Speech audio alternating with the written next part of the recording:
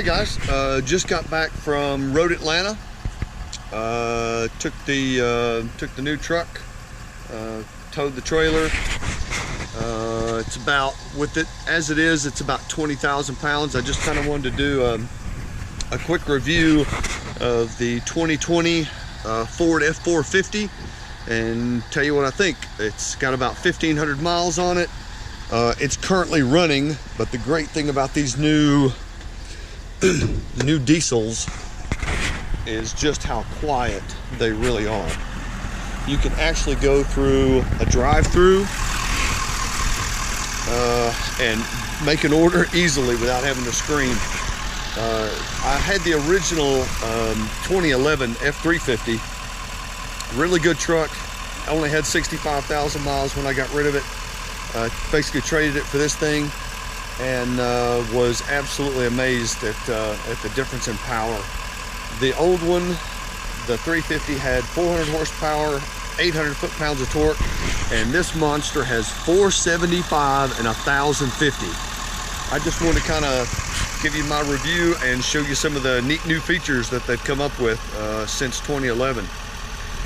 Obviously, this is the more powerful Power Stroke. And one of the things I noticed immediately is it only has an engine dipstick. It does not have a transmission dipstick. I'm not sure why they decided to get rid of that, but they did. So other than that, it looks fairly much the same as the other one did. You got a light under there. They changed the windshield washer. Instead, it used to be in the hood, and now they put it up there. I think they had a problem with the tubes running under the hood overheating, but other than that, it's pretty much as it was before. Not really a whole lot of difference. 2 batteries, 2 alternators, lots and lots and lots of power. Obviously, with the F450, you get the fender flares, you get the nice 19.5 aluminum wheels. It came with mud flaps on the front. I got the WeatherTech mud flaps on the back. This is the King Ranch version. It's got the nice, I guess that's aluminum or chrome piece on the back. I did not get the lower painted surface. That wasn't part of this particular truck. I like it just as much though. It's got the really nice King Ranch sills, the seats. The interior is just absolutely beautiful. It's got a nice spacious glove box in there that you can put tons of stuff. It's got the great panoramic roof. It's got the upfitter switches. I've attached and installed a Voyager closed circuit system for the trailer so I can monitor the camera behind it. It's got a bed camera, and it's got 2 cameras inside the trailer. And I've also got the low tire pressure warning system for both the truck and the trailer. For whatever reason, I guess it's got something to do with the whatever it is, 14 or 16 ply 110 psi tires, but the low tire pressure warning system apparently does not work with these tires. So you kind of have to get an aftermarket system. You know, you'd figure they'd be able to figure that out, but apparently not. It's got a nice place for your sunglasses. It's got, again, storage spaces everywhere. You know, it's under there. There's even a hidden spot underneath both. One of these cup holders has a hidden spot, and this little sucker here comes out, and you can put a key fob right there. I guess you can hide it to leave it for somebody. I guess somebody might use it sometime or another. Lots of features, really nice, easy to read dash, very clear. Again, inside the vehicle, very, very quiet. It's got the, as usual, it's got the power mirrors that go in and out. I think these actually go just a little bit further out than the 2011 did. Of course, it folds. as well. One of these folds it, I'm not sure which. Yep, there we go. These fold in to give you a little bit more room. The below mirror, the spotlight mirror, whatever you want to call it, is still manual. It's not electronic, and that's just fine for me because once you get it set, you really don't need to move it. 4x4, it's got the trailer backup, which I don't use because I do a gooseneck. It's got an engine braking, it's like a Jake brake. It's got tons of cameras. When you start to back up, it gives you plenty of different versions. It'll give you the tailgate or the bed, and mine is to the point where you can actually see the ball just barely, but it's a close fit. But again, lots and lots of cameras that you can do. It's got 360 view in the whole 9 yards. Traction control, hill descent, lane departure. It's got tons and tons of safety features that are really nice. Got lots of extra storage space. Right here, it's even got a little one right here that you can actually put the glove box. Again, lots of automatic stuff for safety. Automatic windshield wipers. I like them, quite frankly. They don't do exactly like I like every single time, but it's pretty close. The automatic lights is another pretty cool feature. When they say automatic, they mean automatic. In other words, if you're driving down the road and it's really dark and there's nobody else coming, it goes to bright for you. You don't have to do a thing. The cruise control, it's adaptive cruise control. If you've got this little feature on here, you set the cruise at whatever speed you want, and it will maintain that up, down hills, you know, whatever you want to do. But if somebody pulls in front of you, or if you're approaching another car, the cruise control will automatically. Some more info on the 450 that I think you might need to know. It has, again, tons and tons of options. The one thing that I found kind of surprising when I started looking around is the King Ranch is anywhere between, I don't know, between $5,000 and $7,000 less than the Limited or the Platinum. And looking at everything, all the options and everything, the only thing that I could find that was really different between the two is the King Ranch doesn't have heated rear seats. It's got everything else. It's got all the power modules you need. You can power, you know, it's got AC power in the whole 9 yards. On this one, it had the rubber flooring instead of the carpet. Why, quite frankly, they do carpet in trucks, I'll never know, because it's a pain in the butt. This stuff here is so easy. You just simply wipe it and it's done. So I don't know that I'll ever get a truck with carpet again. This nice rubber flooring is absolutely fantastic. You can see, like I said, it's got this trailer as it is, probably weighs about 20,000 pounds. It's fairly well balanced, and you can see it sits pretty much level. It rides very well. I think the high pressure tires, the 110 psi, I don't think they ride quite as well as the 80 psi normal tires, but again, it's made for a lot more weight, so you got a lot of air pressure in the tires. It still uses the diesel exhaust fluid. I'm gonna disconnect the trailer. Got everything disconnected, and I'm gonna raise the trailer so you can see how much this thing goes up, and it's not really a whole lot. I put essentially an arrow wing on mine just to see if it made a difference in gas mileage and towing. I think it ended up giving me about a half a mile per gallon better fuel mileage. But the biggest thing is it keeps all the bugs. Granted, it's winter time, so you're not gonna see it, but it basically keeps all the bugs and stuff off the front of the trailer, which, to be honest with you, that's kind of That's kind of a perk on its own. For this particular truck, just like my 350, I had my toolbox and 90-gallon gas tank added on here.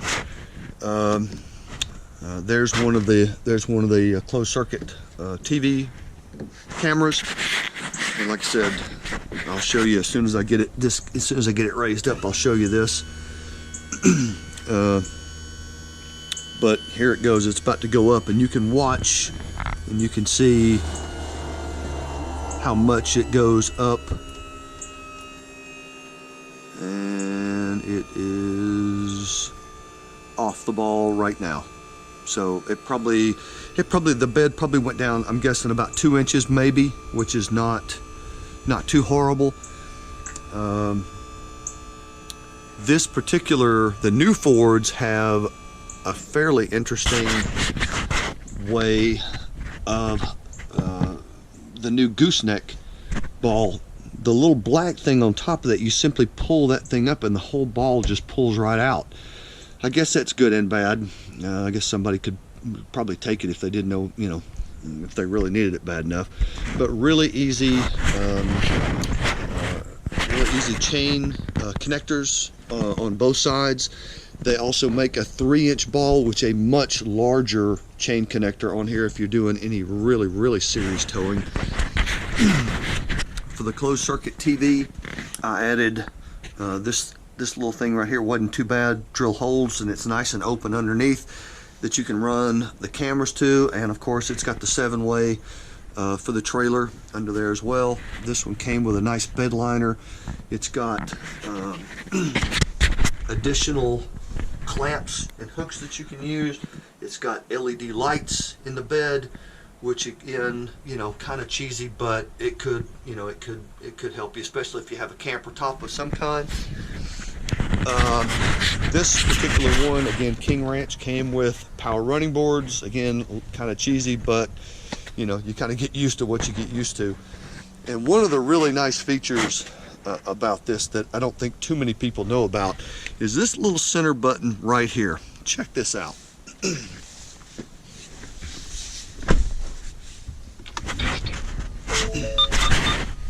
System ready. Voice alert. Some other little small things before I get to that. When you go to the towing mode, and right here's the drive mode that you can select, but when you go to the trailer, you can actually pull up this connection checklist, and you can set up the trailer as you want, and it will go through each and every part of the trailer connector that you need to make sure that everything is ready to go. I thought that was a pretty neat thing to do. Pretty slick.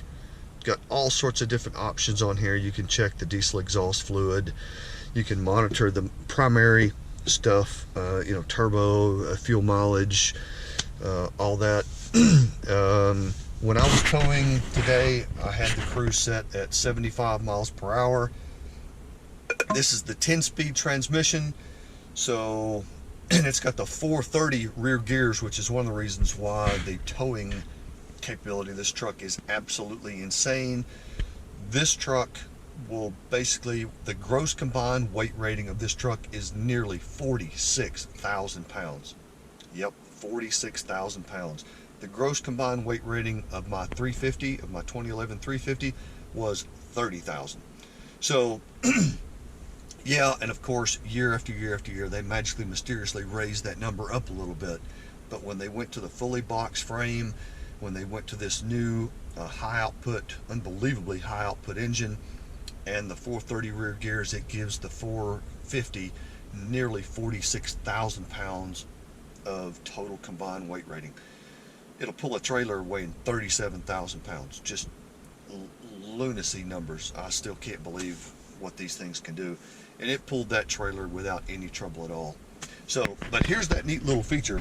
When you push that little button, look what happens. See that right there? Yep. it's actually got seat massagers. Yes, it massages your back and your butt to make driving just a little bit easier, a little bit nicer to deal with. I thought that was pretty slick. But that's the basics of it. It's got, like I said, it's got all sorts of power stuff in here. It's got power stuff under here as well. You can get a safe for this if you really want to. The visibility the visibility out of here is just great. Like I said, it's got the panoramic roof, it's got the sliding rear window. A couple of nice little features is you do have all these upfitter switches. So I ran the cables to the camera system up and under here. They've got little doodads right here that you could cut out and run wires up to. For some reason though, I'm not sure really why they did this, but the upfitter switch wires were a little hard to find.